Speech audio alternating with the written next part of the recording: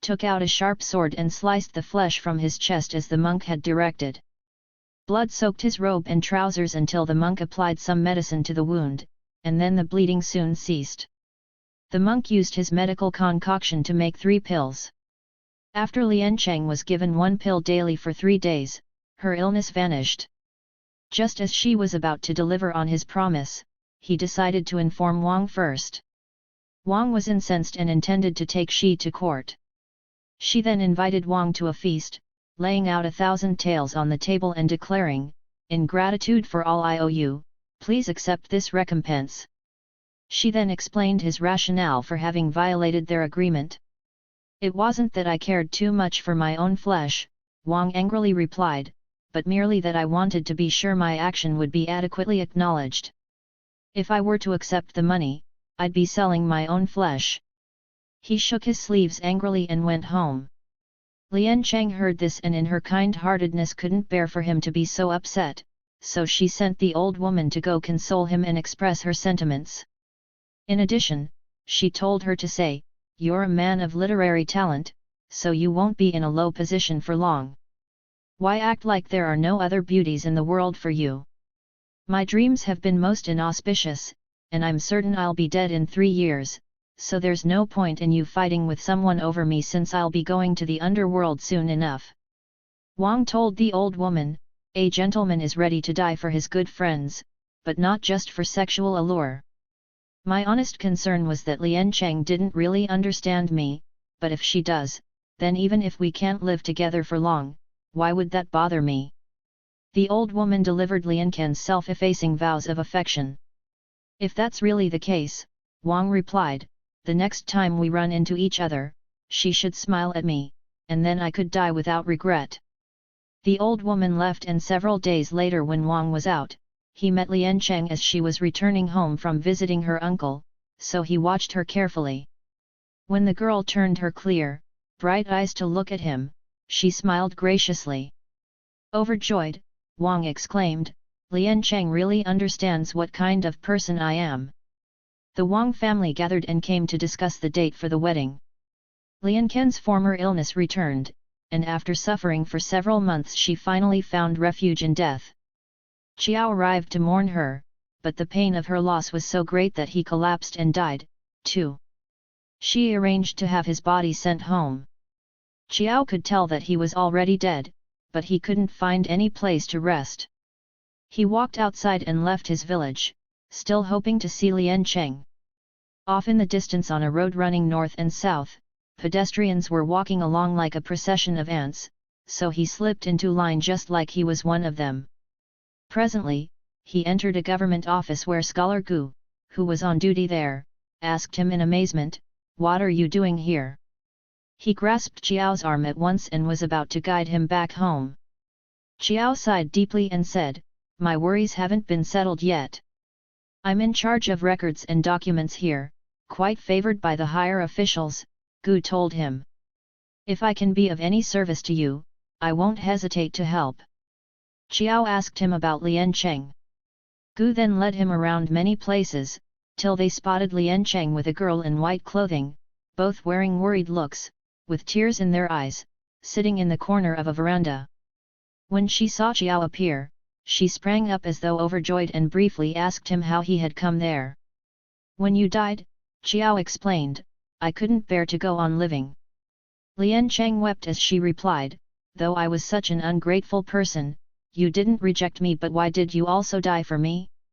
I can't give myself to you in this life, but I swear I'll do so in the next one." Qiao told Gu, "You have business to take care of, while I'm content to be dead, and have no wish to live again. However, if I may trouble you to determine where Liancheng will be reincarnated, I can go there with her when she leaves." Gu promised to do so and left.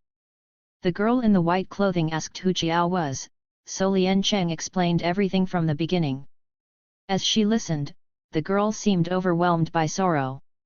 Liancheng told Qiao, "She has the same last name I have and she's called Binyang, the daughter of Master Shi, the prefect of Changsha. We travelled the same road together to get here and became very close along the way." As Qiao observed her,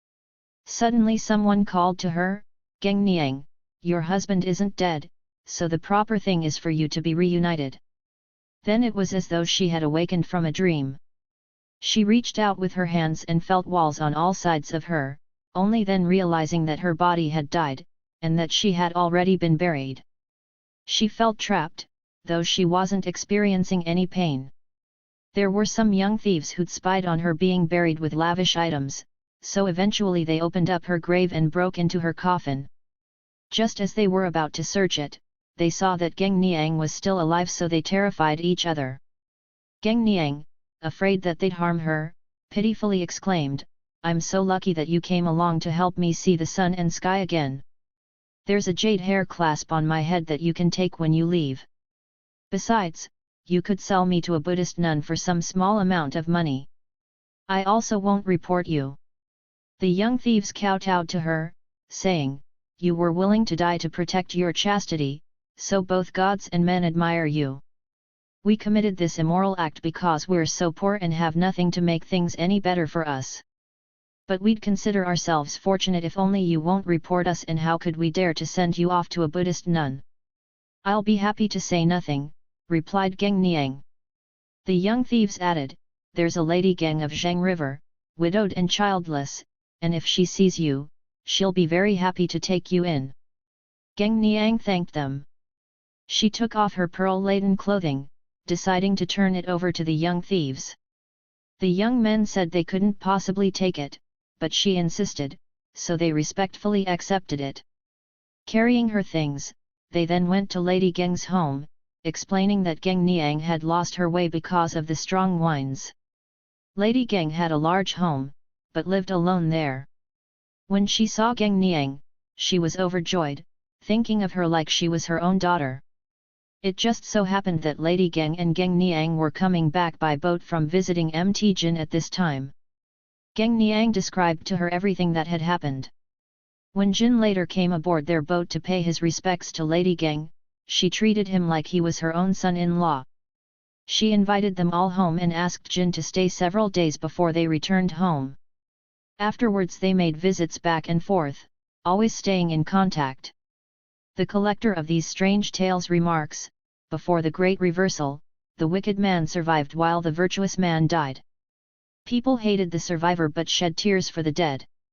As for talking and laughing fearlessly, killing one's enemies, and providing a model of courage for the ages, there aren't many who could match this devoted wife. Who's to say that a woman can't perform the same heroism as a man, as the proverb declares?" 111 Gongmen Bai. Lu Fanghua was a resident of Baoding. He was the wealthiest man in his village, generous and hospitable, and loved to make friends.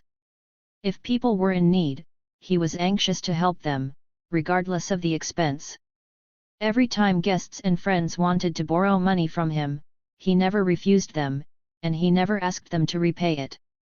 Only one guest, named Gongmen Bai, from Shangzi, never in his life begged or requested anything of him. Each time he visited, he would stay with Lu for a year. Because conversation with Gong was interesting and charming, Lu spent most of his time with him. Lu had a son named He, who began calling Gong his uncle when he was still a child. Gong also enjoyed playing with He.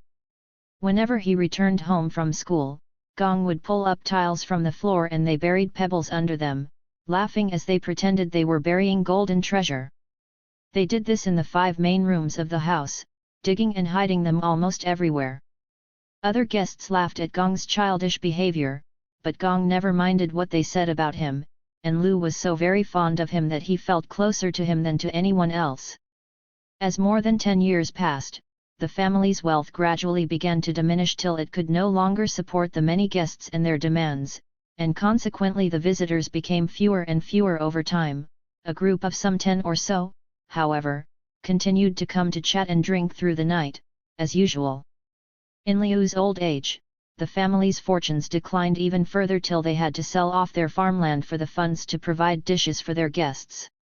Lu He also squandered resources, following his father's example to create a coterie of friends, and Lu didn't interfere with his son's spending.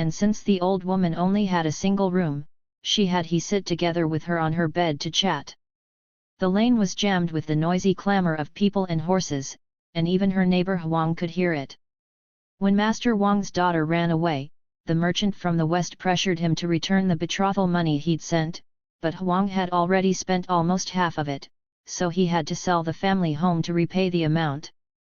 At that time, the Huang family became as destitute as Lu He formerly had been.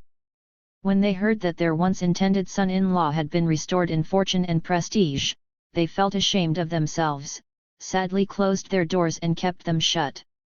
The old woman bought some wine and prepared a meal to entertain he, where she described the virtues of the Huang daughter and regretted that she had vanished. "Are you married?" she asked him. "Yes," he replied, "I am." Once they'd finished eating, he urged the old woman to come meet his bride and brought her home with him by carriage. When they arrived, the Huang daughter came out wearing a colorful gown, surrounded by a crowd of maidservants who clustered around her like she was a goddess. The old woman didn't recognize her at first. When she realized that his wife was Wang's daughter, she was quite surprised, and as they spoke together about the past, the girl eagerly asked about her parents. For the several days that she stayed with he and his wife, the old woman was treated courteously and munificently, dressed in nice clothing that was brand new from top to bottom, before she was returned home. The old woman paid a visit to the Huang family, informing them about their daughter's circumstances and delivering them her message to inquire about them. The husband and wife were amazed and ashamed to hear all this. The old woman advised Huang to go see his daughter, but he was reluctant. Later on, cold and hungry, embarrassed, he had no alternative but to head for Baoding. When he reached his magnificent gate, he saw how massive and resplendent it was, and the gatekeeper glared at him, making him wait all day long without informing the master.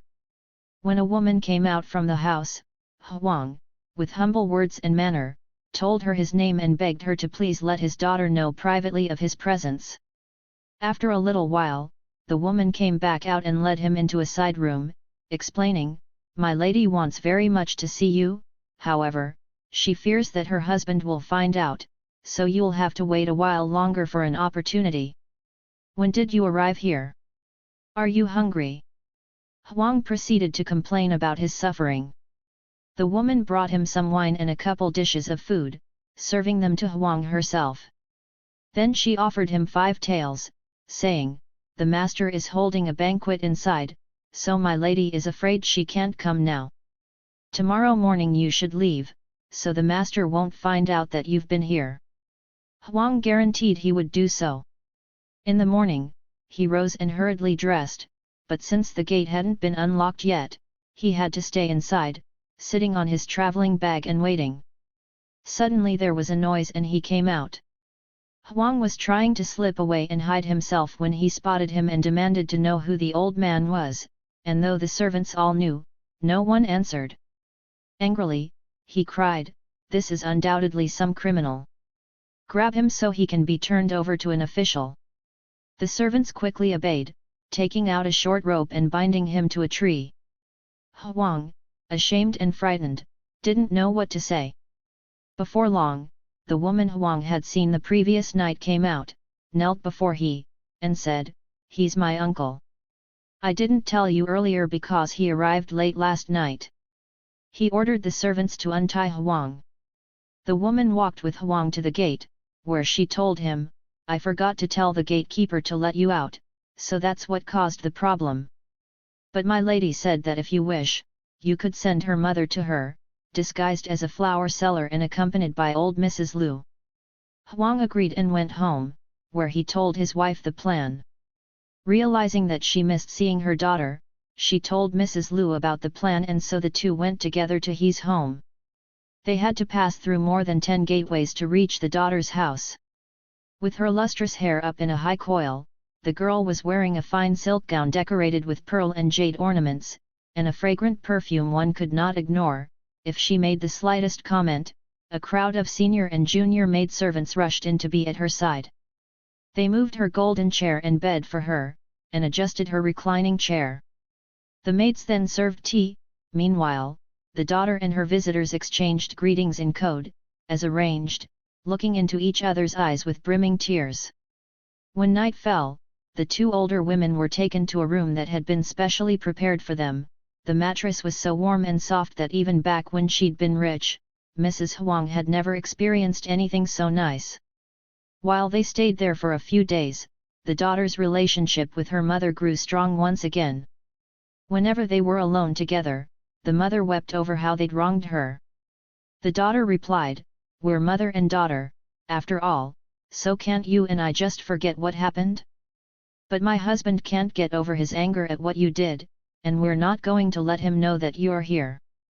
Any time he made an appearance, Wang's wife hurried away to hide.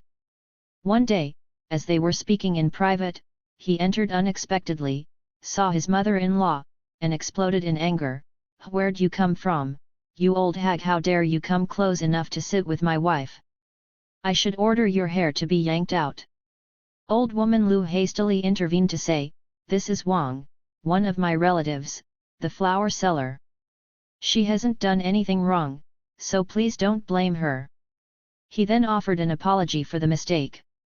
Taking a seat, he commented, "For the past several days, I've been too busy to come and have a leisurely conversation with you. Are those old beasts in the Huang family still kicking?" With a laugh, old woman Lu replied, "They're all fine. But they're so poor they can't make ends meet.